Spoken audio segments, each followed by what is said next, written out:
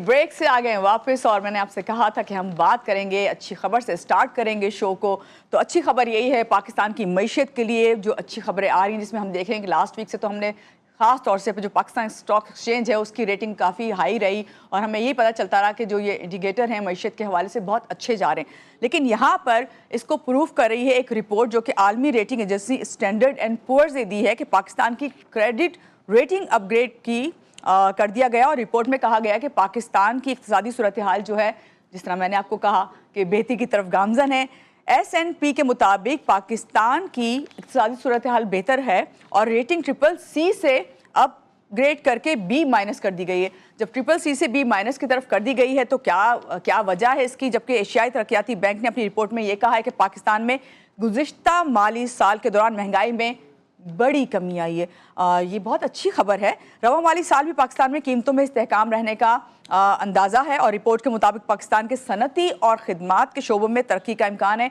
अभी ज़रूरी शोबों के बारे में कहा जा रहा था इतनी तरक्की नहीं हो पाई और उस तरह से काम नहीं किया, लेकिन जो सनती शोबे हैं उसमें काफ़ी हद तक बेहतरी आई है। इस सब पे हम बात करेंगे। हमारे साथ जो गेस्ट हैं पहले उनसे आपका तारुफ करवाऊंगी। हमारे साथ हैं नईम कुरैशी साहब, मुआशी तजियाकार हैं, उनसे मिलते हैं और बात करते हैं। अस्सलाम वालेकुम नईम साहब, कैसे हैं आप? सुबह खैर।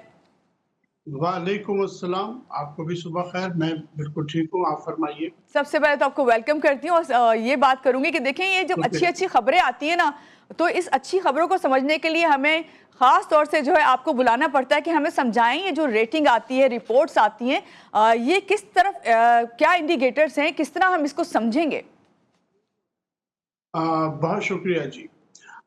देखिए, अच्छी खबरें आना तो ज़ाहिर है बहुत अच्छी बात है। हमारे मुल्क में वैसे ही अच्छी खबरों का कहत है, अच्छी खबरें बहुत कम आती हैं जी और ख़ास तौर से मईशत के हवाले से अगर कोई अच्छी खबर आए तो इसमें पूरे 24-25 करोड़ अवाम जो है वो इन्वॉल्व हो जाते हैं। बाज़ खबरें मखसूस तबके तक महदूद होती हैं, लेकिन मईशत की अच्छी खबर जो है उसका ताल्लुक हर शख्स से होता है। जी बिल्कुल। तो अब सूरत ये है कि ये असल बात ये है कि जो Standard and Poor's rating agency है, उसने हमारी क्रेडिट रेटिंग को थोड़ा-सा इम्प्रूव कर दिया है। पहले ट्रिपल सी पॉज़िटिव थी, अब नेगेटिव हो गई है, बी में आ गए हम कैटेगरी में। जी थोड़ा-सा हमारी मईशत में इस्तेहकाम भी आया है और उसका इस्तेहकाम 2-3 बुनियादी वजूहात से आया है। जी वो इस्तेहकाम ये है कि कुछ तो हमारी टैक्स कलेक्शन जो है वो हमारी कुछ बेहतर हुई है। जी दूसरी बात ये है कि जो मुसलसल हम तमाम लोग मुतालबा कर रहे थे हुकूमत से कि सरकारी अखराजात में कमी होनी चाहिए, जी उस तरफ भी हमें कुछ कमी नज़र आती है। ठीक है। तो इस 2 बुनियादी बातों की वजह से तीसरा फैक्टर जो है आपको पता है ओवरसीज़ पाकिस्तानीज़ की जो रेमिटेंसेस हैं उनमें खातिर-ख्वाह इज़ाफ़ा हो गया। तो कर्ज़ों की जो हमारी अदायगी है वो सलाहियत हमारी कुछ बेहतर हो गई है और हमारी अदायगियों में तवाज़ुन आ गया है। जिसकी वजह से S&P ने जो है वो हमारी रेटिंग जो है वो इम्प्रूव कर दी है। ठीक है। लास्ट ईयर जो है वो हमारी रेटिंग इतनी अच्छी नहीं थी, जिसकी वजह से हम बॉन्ड्स के ज़रिए भी जो है लास्ट ईयर कर्ज़े हासिल करने में नाकाम रहे थे। जी अब अगर हम कर्ज़े हासिल करने की कोशिश करेंगे तो कुछ न कुछ बेहतरी हो जाएगी। अच्छा, इस S&P ने सिर्फ़ यही नहीं कहा बल्कि उन्होंने आगे 2-3 साल के हवाले से भी ये कहा है कि अगर हम इसी तरह अपने अखराजात पे कंट्रोल करते रहे और अगर हमने सनअती तरक्की में थोड़ा-सा भी इम्प्रूवमेंट कर लिया, अगर हमने अपने सनअतकारों को मुतमईन कर दिया, अगर बिज़नेस कम्युनिटी को मुतमईन कर दिया और हमारे पास जो है वो मुआशी इस्तेहकाम के साथ सियासी इस्तेहकाम भी आ जाएगा, तो फिर पाकिस्तान की मईशत जो है वो बेहतर हो जाएगी। अगले 2-3 सालों में उन्होंने 6.5% महँगाई की शरह बताई है, जिसके जी नतीजे में क्या होगा, ये नुक्ता समझ लीजिए जी कि इस वक़्त पाकिस्तान जो अपने कर्ज़ों की अदायगी कर रहा था लास्ट ईयर तक, वो तकरीबन जीडीपी का 60% था।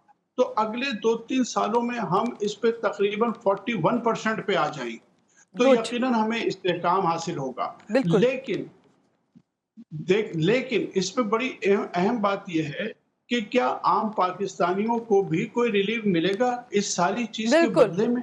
क्या वाक़ई महँगाई कम होगी? जी अभी तो हम देख रहे हैं कि गैस, बिजली, पेट्रोल इन सब में महँगी हो रही है और अवाम जो है वो महँगाई में दर हकीकत पिस गए हैं। तो देखना ये है कि आगे चल के क्या सूरत-ए-हाल होगी। जी, नईम साहब आपने बहुत अच्छे से इस बात को बताया कि ख़ास तौर से आवाम के बारे में मैं यही बात कर रही थी कि मैं हूँ, आप हैं, हम तो यही सोचते हैं ना कि भई गैस के बिल भी बढ़ गए हैं, बिजली के बिल भी बढ़ गए हैं और फिर पेट्रोल है उसकी प्राइसेस बढ़ती चली जाती हैं और एक आम आदमी समझता है कि जब पेट्रोल की प्राइसेस बढ़ती हैं तो हर चीज़ पे उसका इफेक्ट पड़ता है। चाहे वो आपका गैस हो, बिजली हो या आप ग्रोसरी करने जा रहे हो, आपके बिल कम होने के बजाय बढ़ते हैं। तो यहाँ पे आपने जिस तरह कहा कि आइंदा चंद सालों में 41% पे जीडीपी जो कर्ज़ों का वो है शरह उस पे आ जाएगी, तो क्या इससे वाकई हमारे ये गैस, बिजली, पेट्रोल पे फर्क पड़ेगा? क्योंकि हम तो इसी को इशारे मानते हैं। देखिए, ये बड़ा अहम सवाल है। असल बात ये है कि एक तो हमें जो सबसे बड़ा आवाम पर बोझ है, वो बिजली के बिलों का है, बिल्कुल। पेट्रोल और गैस का है।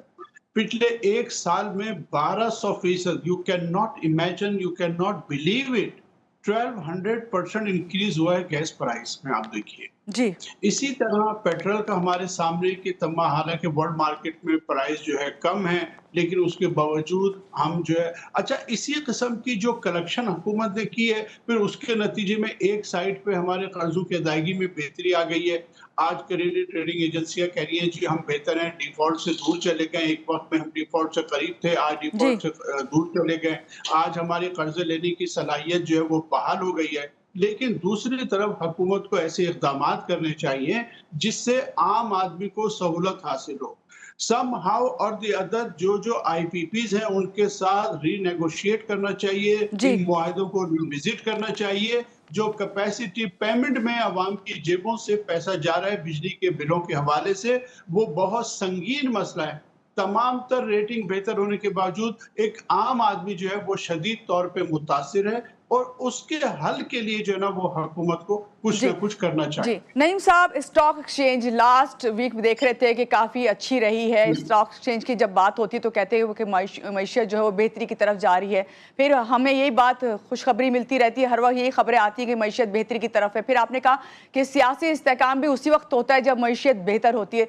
तो आम आदमी क्या समझे? वो तो समझता है कि वो अगर गरीब था तो गरीब से गरीब तर होता चला जा रहा है।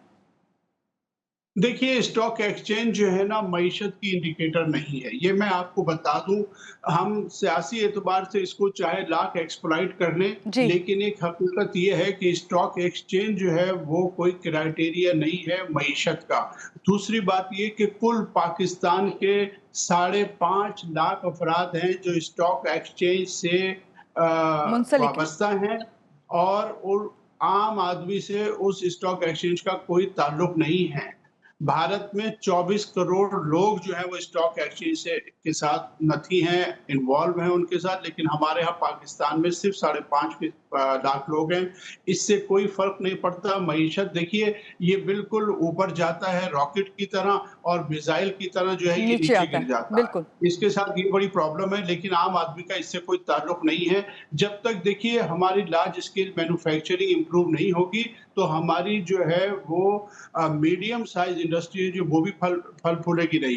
दूसरी बात ये है कि जब तक हम ज़राअत के मामले में वो संजीदगी इख्तियार नहीं करेंगे, लास्ट ईयर आपको एग्जैक्टली। पता है कि हमारे साथ क्या हुआ, हमारे किसान परेशान हैं, आज जी, हमारा ट्रेडर जो है वो हड़तालें कर रहा है। जब तक हुकूमत इस तरफ संजीदगी से तवज्जो नहीं देगी और सियासी इस्तेहकाम जो है वो प्रायोरिटी है, सियासी इस्तेहकाम होगा तो मईशत में इस्तेहकाम आएगा। जी, बिल्कुल इसलिए बहुत सही। ज़रूरी है कि हुकूमत ऐसे इक़दामात उठाए जिससे वाक़ईतन महँगाई इस तरह कम हो कि आम आदमी को इसका फ़र्क पड़े। आपने सही कहा कि पेट्रोल की प्राइस या गैस की प्राइस या बिजली की प्राइस, इन सब की प्राइसेज़ से जी, तमाम चीज़ें मुतासिर होती हैं। आम आदमी को अभी कोई रिलीफ़ देने में हुकूमत नाकाम है। ठीक है। बहुत शुक्रिया नईम कुरैशी साहब हमारे साथ हैं, मुआशी तज़कियाकार, और उनका यही कहना है कि जब तक हमारी जो है मईशत तरक्की की तरफ गामज़न नहीं हो सकती और इस्तेहकाम मुसलसल नहीं रह सकता, जब तक हमारे अंदर जो है सियासी इस्तेहकाम ना आए।